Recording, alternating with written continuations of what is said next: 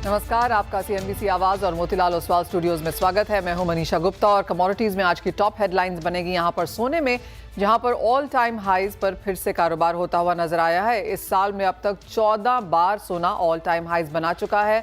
$3020 के ऊपर के लेवल्स यहां पर इजीली निकलते हुए नजर आए हैं और उसी के ऊपर सोना फिलहाल होल्ड भी कर रहा है। यहां से किस तरह की सेंस मिल सकती है बताएंगे आपको। साथ ही बात करेंगे स्टील इंडस्ट्री को, जहां पर अब कुछ राहत मिलने की एक्सपेक्टेशंस हैं। क्या है डिटेल्स, क्या है इम्पैक्ट, इस पर भी करेंगे चर्चा। साथ ही बात करेंगे दालों की, जहां पर फाइनेंशियल ईयर 2025 में अब तक यहां पर करीबन $5 बिलियन वर्थ ऑफ दालों का इंपोर्ट यहां पर हो चुका है। इसके क्या मायने हैं किसानों के लिए, प्राइसेस के लिए और कंज्यूमर्स के लिए, इस पर भी करेंगे चर्चा। हमारे साथ जुड़ रहे हैं जीजेसी के चेयरमैन राजेश रोकरे, आईग्रीन इंडिया के डायरेक्टर राहुल चौहान और एचडीएफसी सिक्योरिटीज के हेड ऑफ कमोडिटीज अनुज गुप्ता। लेकिन सबसे पहले मेरे सहयोगी लक्ष्मण रॉय के पास चलते हैं, जो स्टील पर एक बड़ी खबर के साथ जुड़े हैं।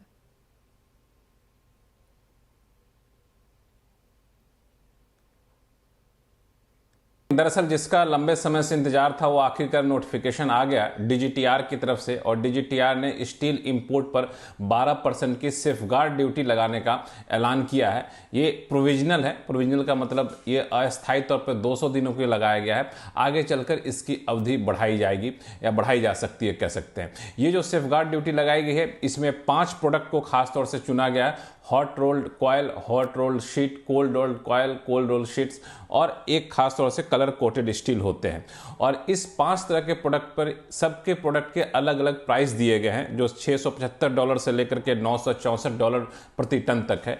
इस प्राइस से ऊपर जैसे ही इंपोर्ट होगा 12% ड्यूटी उस पर लग जाएगी। और इसके पीछे सबसे बड़ी वजह यह थी कि दरअसल अमेरिका ने जिस तरीके से अपने यहाँ इंपोर्ट ड्यूटी लगाई, उसके बाद ईयू ने लगाई, उसके बाद ब्रिटेन ने लगाई, तो पूरा सप्लाई चेन डाइवर्जन होने लगा। और डाइवर्जन होकर भारत में काफ़ी ज़्यादा डंपिंग हो रही थी। डंपिंग इतनी कम कीमत पर हो रही थी, घरेलू इंडस्ट्री को नुकसान हो रहा था। तो घरेलू इंडस्ट्री में इंडियन स्टील एसोसिएशन, जिसमें Jindal Steel and Power, JSW Steel, Steel Authority of India, इन सब ने डीजीटीआर से मांग की थी ड्यूटी लगाने की, और उनकी मांग की समीक्षा के बाद ये नोटिफिकेशन डीजीटीआर की तरफ से लागू किया गया है, जारी किया गया। बता दूं कि अभी ड्यूटी लगी नहीं है। डीजीटीआर के इस नोटिफिकेशन के आधार पर फाइनेंस मिनिस्ट्री एक अंतिम नोटिफिकेशन जारी करेगी। जिस दिन जारी करेगी उस दिन से ड्यूटी लग जाएगी।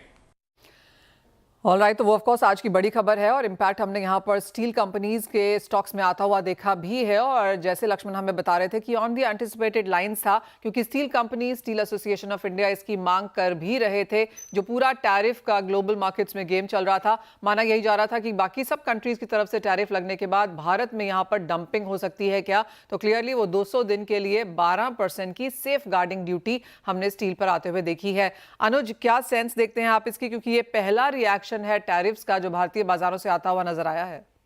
हाँ, देखिए कहीं ना कहीं जो प्राइसेस हैं वो यहाँ पर हमें लगता है कि थोड़ा एस्केलेट हो सकते हैं। अगर आप देखेंगे तो बेस मेटल में अच्छी खासी रैली हमने कंटिन्यू होती हुई देखी है। हमें लगता है कि स्टील के साथ साथ अदर बैंड मेटल्स के अंदर भी एक अच्छी खासी प्राइसेस में जंप देखने को मिल सकता है। तो टैरिफ जो लग रहा है ये, उससे काफी हद तक प्राइसेस को सपोर्ट मिलेगा। और हमें लगता है कि स्टील के प्राइसेस भी यहाँ से ऊपर की तरफ आते हुए दिखाई देंगे, क्योंकि कहीं ना कहीं जो सप्लाईज है वो यहाँ पे थोड़ी हट होती हुई दिखाई देंगी। और जो टैरिफ 12% की ड्यूटी लगी है, ये यहाँ पर कहीं ना कहीं प्राइसेस को सपोर्ट करेगी। वेल एब्सोल्युटली, अगर आप फिलहाल यहाँ पर देखें तो भारतीय स्टील के प्राइसेस प्रीमियम पे हैं अंतर्राष्ट्रीय बाजार के लिहाज से। और जो ये सरकार की तरफ से स्टेप उठता हमने देखा है, और जैसे लक्ष्मण जी ने कहा, एक फाइनल नोटिफिकेशन का अभी इंतजार है, लेकिन सेंटिमेंट पॉजिटिव एक डेफिनेट तरीके से हमने यहाँ पर स्टील के प्राइसेस में और साथ ही साथ स्टील के स्टॉक्स में आ जाता हुआ देखा।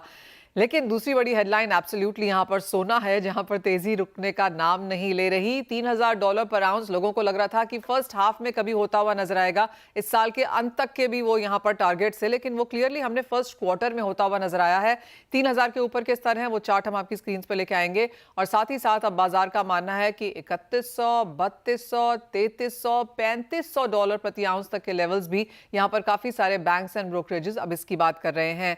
राजेश जी नमस्कार, आपको चर्चा में शामिल करेंगे। 3044 ये अब का ऑल टाइम हाई है। क्लियरली आप जिस टाइम भी शो करने बैठे, एक नया ऑल टाइम हाई स्क्रीन आपको यहाँ पर दिखा देती है। कैसे रिएक्ट कर रही है ज्वेलरी इंडस्ट्री इसको? Thank you Manisha ji. और बिल्कुल सही, जब जब आपने इंटरव्यू लिया उसके बाद हमने नए नए टारगेट्स आपके सामने रखे और वो सब टारगेट टूटते जा रहे हैं। मुझे आज भी याद है, करीब एक 5-6 साल पहले की बात है, टीवी पे ऐसी इंटरव्यू चल रहा था। और मुझे अब कुछ आंकड़े भी मैं आपके सामने रखता हूँ। 2015 में इंटरनेशनली, जैसे कि अभी आपने कहा $3044 एक एक बेंचमार्क बन गया गोल्ड के लिए, लेकिन 2015 में केवल वो $1200 था। 2020 में मैं देखता हूँ तो $1800 था। 2021 में $1800 के बाद जो बढ़ा 2024 में $2400 हुआ। तो जब 2024 से पहले हम जब बात करते थे, तब हमें $2300 भी अब बोलने में ऐसा लगता था कि ये बहुत ज्यादा हो गया है। लेकिन जैसे ही 2024 आ गया, $2800 एक नया बेंचमार्क बन चुका था। 2800 को भी तोड़ दिया और अभी 3100, जैसे कि इसके पहले वाले इंटरव्यू में भी हमारी आपकी बात हुई थी, तब मैंने एक गोल्डमैन सैक की एक रिपोर्ट के बारे में भी बोला था कि मार्च एंडिंग से पहले पहले शायद $3100 ही क्रॉस कर देगा। तो मुझे लगता नहीं कि अभी 11 दिन बचे हैं, और जिस तरीके से सोना भाग रहा है, तो $3100 क्रॉस करने में शायद 2-4 दिन में ही कर न दे। और रही बात आगे का क्या होगा, तो ओवरऑल गोल्ड में फ्यूचर में अभी भी बहुत ज्यादा अपेक्षा है, लोगों को भी है, और साथों साथ गोल्ड ने जो रिटर्न दिया है पिछले 100 सालों में, इस वजह से मुझे नहीं लगता है कि गोल्ड में अभी भी किसी प्रकार की मंदी है। लेकिन हाँ, ये मैं बोल सकता हूँ कुछ समय के लिए छोटा मोटा करेक्शन आ सकता है, लेकिन जब कभी भी ऐसा करेक्शन आता है तो लोग एक सोच लेते हैं कि नहीं बहुत ज्यादा डीप जाएगा, लेकिन सोना कभी भी बहुत ज्यादा डीप नहीं जाएगा। अगर $100 की करेक्शन आता है तो वो सही समय होगा बाय करने के लिए, और चढ़ते समय में भी कभी भी अपॉर्चुनिटी छोड़ना नहीं चाहिए।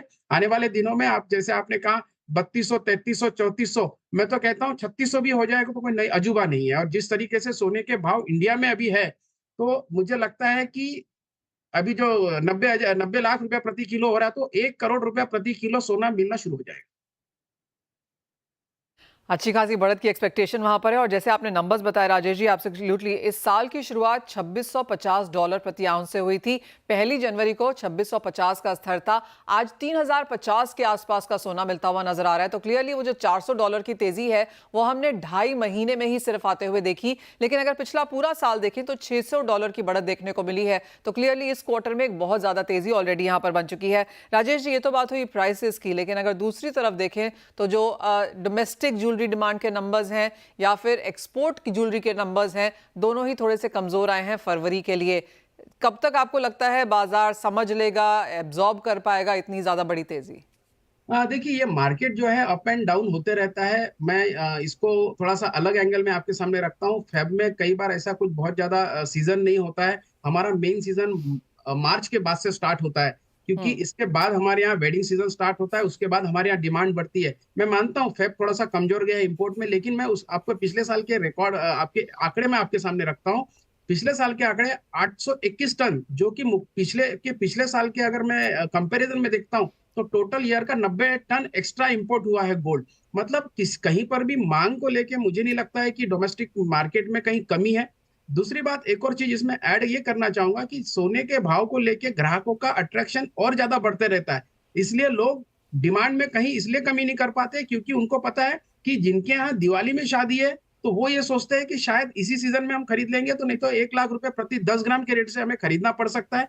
और जैसे कि आपने कहा है कि फेब में 23% से रेट थोड़े से मतलब इंपोर्ट कम हुआ है, तो मेरा ये कहना है कि फेब कम गया, लेकिन इसका जो भरपाई है किसी एक महीने में निकल जाएगा। तो ओवरऑल पूरा मैं क्वार्टर देखूं या पूरा साल का अगर देखता हूं, तो निश्चित तौर पे वो जो रिकॉर्ड है या जो भी इंपोर्ट के फिगर्स इसके पहले के, वो मुझे नहीं लगता है कि किसी प्रकार का बहुत ज्यादा अंतर आएगा। जैसे आपने कहा कि मार्च तक बहुत ज्यादा डिमांड यहाँ पर होती नहीं है और अप्रैल से अक्षय तृतीया भी यहाँ पर शुरू हो जाते हैं और फिर से शादियों का सीजन और फिर ऑफ कोर्स ऑब्वियसली उसके बाद तो त्योहार ही यहाँ पर शुरू हो जाते हैं जुलाई अगस्त के बाद से। किस तरह से अगला क्वार्टर आप बनता हुआ देखते हैं, गिवन द फैक्ट कि शायद 3100-3200 तक यहाँ पर प्राइसेस चले जाएं, वॉलेटिलिटी भी यहाँ पर ज्यादा रहेगी? हाँ, ठीक है। थोड़ा कई बार मार्केट में जब एकदम से भाव बढ़ते हैं या एकदम से भाव घटते हैं, तो उस समय में थोड़ी सी पैनिक होता है मार्केट दोनों तरफ से। बट थोड़ी स्टेबिलिटी अगर आ जाती है तो निश्चित तौर पे कस्टमर भी थोड़ा सा फेथ रखने शुरू कर देता है। जिस तरीके से अभी भाव 88,000 89,000 के आसपास अभी लोकल मार्केट में विदाउट जीएसटी चल रहा है, तो लोगों ने एक माइंडसेट बना लिया 85,000 का। तो लोगों को ये पता है अगर 90 से ऊपर रेट चले जाता है तो कस्टमर थोड़ा सा रुक जाता है, थोड़ा वेट एंड वॉच करता है। उसको लगता है कि एक करेक्शन छोटा मोटा आएगा तो शायद मैं खरीदारी करूंगा, लेकिन ऐसी खरीदारी के लिए कई बार वो उनका हाथ से वो मौका चले जाता है। लेकिन एक नई स्ट्रेटेजी हमने कस्टमर की देखी है, अगर उनको 1 लाख रुपए का बाय करना होगा किसी मुहूर्त के लिए या उनके वेडिंग के लिए, तो 50% की बाइंग वो अभी कर लेते हैं, जिससे कि उनको जो अभी भाव है उस भाव में मिल जाता है। अगर भाव बढ़ जाता है तो एटलीस्ट वो एवरेज हो जाता है, और घट जाता है तो भी एवरेज कर सकते हैं। तो इस तरीके से भी कस्टमर ने अभी अपनी जो सोचने की स्टाइल है या खरीदने की स्टाइल है वो चेंज कर दी है। ऑलराइट, एक फाइनल सवाल राजेश जी, 89,000 का तो सोना यहाँ पर MCX का स्क्रीन पे दिखा रहा है। अब इसके ऊपर GST लगा के इसके ऊपर मिनिमम मेकिंग चार्जेस भी अगर लगाएं तो किसी को अगर 10 ग्राम का सोना लेना है तो आज का रेट क्या है? देखिए, मेकिंग और जीएसटी मिला के 1 लाख रुपया हो ही गया, समझ लीजिए आप। नॉर्मल में अगर एवरेज पकड़ता हूं तो अगर 10 ग्राम खरीदना है तो 1 लाख रुपया आपको लेके जाना चाहिए। ये एक ओवरऑल बन चुका है, अभी मानसिकता बन चुकी है। जी हाँ, शुक्रिया राजेश जी, बहुत शुक्रिया साथ जुड़ने के लिए। तो वेल ऑफ कोर्स सोने के प्राइसेस की जहां तक बात है और तेजी संभव है, और अगर आज आप यहां पर 10 ग्राम की कोई ज्वेलरी खरीदना चाहें तो एक एवरेज मिनिमम प्राइस आपको ₹1,00,000 घर से लेके निकलना होगा, और यहां से और तेजी की expectation global banks and brokerages कर रहे हैं। अनुज, आपकी क्या सेंस है, अगर किसी को लेना हो तो डिप्स का इंतजार करें या फिर आज के लेवल्स भी अच्छे ही हैं? मंजय जी, मुझे लगता है कि डिप्स का इंतजार करना चाहिए, क्योंकि आप देखिए कि जिस तरह प्राइस बढ़े हैं तो 400-500 रुपए की वॉलिटिलिटी कोई अब इसके लिए आम बात हो गई है। 500 रुपए ऊपर 500 रुपए नीचे ये मूवमेंट होता रहता है, तो मुझे लगता है कि ट्रेडिंग पॉइंट ऑफ व्यू से तो थोड़ा डिप का वेट करना चाहिए। करीबन 88,570 के आसपास, 88,600 के आसपास के लेवल्स मिले तो ही intraday trading point of view से खरीदारी कर सकते हैं। स्टॉप लॉस 88,380 पे लगाए, टारगेट 89,100 तक, 89,000 तक के लेवल देखने को मिल सकते हैं। तो मार्केट अगर आप देखेंगे तो काफी हाई पे है, थोड़ा जो रिस्क रिवॉर्ड है वो फेवर में नहीं है, तो बेटर है कि थोड़ा डिप ले तो ही खरीदारी करें। तो that is for the trading perspective. हाँ, अगर आप एक लॉन्ग टर्म पर्सपेक्टिव से बात कर रहे हैं या एक इन्वेस्टमेंट के बस से बात कर रहे हैं, तो मुझे लगता है कि अभी भी रूम बाकी है, और ऊपर में हमें लगता है कि 90,000, 91,000 के आसपास तक के लेवल देखने को मिल सकते हैं। तो रेंज अगर आप देखेंगे तो अभी धीरे धीरे शिफ्ट होती हुई दिख रही है, और नीचे अगर आप देखेंगे तो जो पहले $2,700-$2,800 की रेंज थी, अब वो 2900 से लेकर 3,000 की रेंज बन गई है। तो धीरे धीरे गोल्ड अपनी रेंज शिफ्ट कर रहा है। मुझे लगता है कि लॉन्ग टर्म पर्सपेक्टिव के लिए भी यहाँ पे खरीदारी का ट्रेड बना सकते हैं। अनुज, चांदी को कैसे देखेंगे, क्योंकि 5 महीने के हाईज पे अंतर्राष्ट्रीय बाजारों में है $34 के ऊपर, लेकिन लाख के ऊपर यहाँ पर भी चांदी में लगातार ऑल टाइम हाईज बने हैं। यहाँ पर क्या भाव बन सकते हैं आगे जाके? देखिए, सिल्वर अगर आप देखेंगे तो ईयर हाई पे ट्रेड करता हुआ दिख रहा है। $34 को ब्रेक किया है, और कहीं ना कहीं MCX में भी अपने नए हाईज बनाता हुआ दिख रहा है। हमें लगता है कि चांदी के अंदर भी अच्छी खासी वॉलिटिलिटी और मोमेंटम है, क्योंकि जिस तरीके से बेस मेटल, इंडस्ट्रियल मेटल ने रफ्तार पकड़ी है, इवन अगर आप देखेंगे तो कॉपर भी अपने हाई पे ही चल रहा है। तो सभी बेस मेटल, इंडस्ट्रियल मेटल में हम मोमेंटम देख रहे हैं, तो उसका इम्पैक्ट सिल्वर पे आता हुआ दिख रहा है। हमें लगता है कि इससे भी सिल्वर अच्छे खासे क्यूज ले रही है। तो सिल्वर के अंदर भी मैं बाय ऑन डिप्स की स्ट्रेटेजी देना चाहूंगा। करीबन 1,01,880 के आसपास के लेवल्स मिले तो खरीदारी का ट्रेड बना सकते हैं। 1,01,080 के आसपास स्टॉप लॉस लगाएं। टारगेट हमें लग रहा है कि 1,02,980 के आसपास के लेवल्स भी यहाँ देखने को मिल सकते हैं। और अगर हम लॉन्ग टर्म की बात करें तो मुझे लगता है कि 1,08,000, 1,09,000 तक के लेवल चांदी में देखने को मिल सकते हैं। तो चांदी में भी हम एक्सपेक्ट कर रहे हैं कि जो वॉलिटिलिटी है वो कंटिन्यू रहेगी, और एक ट्रेंड जो पॉजिटिव कन्वर्ट हुआ है, ये भी अब एक पॉजिटिव रन रहेगा चांदी में भी। अनुज, आपने मेटल्स की यहाँ पर बात की, और जी हाँ, कॉपर 10 महीने के हाईज पर है। एल्यूमिनियम, जिंक में यहाँ पर तेजी देखने को मिली है। सबसे ज्यादा बुलिशनेस यहाँ से कहाँ नजर आती है? देखिए, फिलहाल तो कॉपर ही है, क्योंकि कॉपर में अच्छे खासे लेवल्स हमने यहाँ पर ब्रेक होते हुए देखे हैं। जो 900 रुपए का एक साइकोलॉजिकल लेवल था उसको ब्रेक किया है, तो कॉपर में भी हमें आगे लगता है कि कंटिन्यूटी रहेगी, और ऊपर में कॉपर 910, 912 तक के लेवल को दिखा सकता है। तो अगर डिप मिलता है करीबन 904 के आसपास तक तो खरीदारी करना चाहिए। 898 का स्टॉप लॉस लगाए, 912 तक के टारगेट देखे जा सकते हैं। बट इसके साथ साथ जिंक के अंदर भी हमने अच्छी खासी वॉलिटिलिटी आती हुई देखी, और जिंक में अच्छे ब्रेकआउट्स यहाँ पर बने हैं। तो मुझे लगता है कि जिंक के अंदर भी खरीदारी का ट्रेड बना सकते हैं। बस थोड़ा सा डिप आता है 275 के आसपास तो खरीदारी का ट्रेड बना सकते हैं। स्टॉप लॉस 272 का लगाएं, टारगेट 279, 280 तक के लेवल देखने को मिल सकते हैं। ऑलराइट, ये तो बात हुई नॉन एग्रो कमोडिटीज की, जहां पर बाइंग अपॉर्चुनिटीज अक्रॉस बोर्ड मिलती हुई नजर आई हैं। लेकिन इसी के साथ एक ब्रेक का समय है, लौटेंगे तो बात करेंगे यहाँ पर दालों की, जहां पर FY25 में $5 मिलियन के हिसाब से यहाँ पर दालें इंपोर्ट की जा चुकी हैं। आगे क्या सेंस रह सकती है, बताएंगे आपको।